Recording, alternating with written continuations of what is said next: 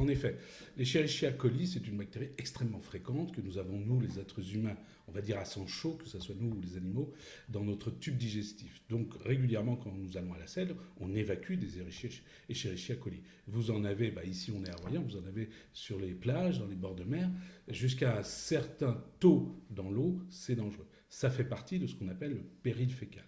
Alors, puisque nous parlons malheureusement du décès de cet enfant après ingestion d'un Escherichia coli, il y a deux choses qu'il faut bien connaître. Premièrement, c'est que cette bactérie se trouve on va le retrouver dans la nourriture, et là, malheureusement, dans des steaks hachés. Alors, c'est exceptionnel.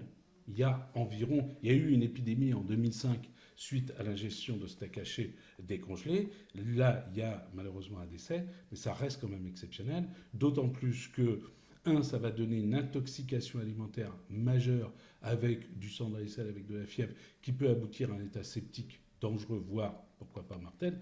Mais dans le cas qui nous concerne, il s'agissait d'un CHU, d'un syndrome urémique et hémorragique et urémique.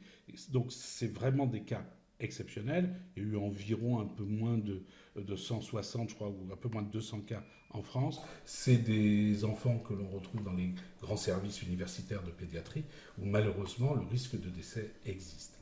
Le CHU n'est pas dû qu'à cette bactérie-là.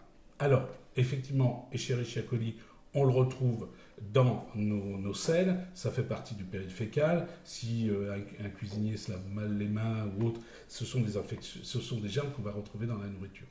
Mesure simple pour éviter, c'est extrêmement simple. D'abord, effectivement, quand on fait la cuisine, de bien se laver les mains, ça c'est évident. Ce sont des mesures de propreté classiques et banales. Deuxièmement, de bien séparer les aliments crus des aliments cuits et de bien faire cuire certaines viandes si on a des doutes, si la conservation a été médiocre, si ça a été décongelé il y a un certain temps. Et pour ça, il suffit de bien faire cuire les aliments. Ça va éliminer l'ensemble des Escherichia coli. Bien sûr, de garder aussi les aliments au frigidaire pour la conservation, ça c'est évident. Et puis, d'assurer que l'eau que l'on va utiliser, c'est une eau propre et à peu près sûre.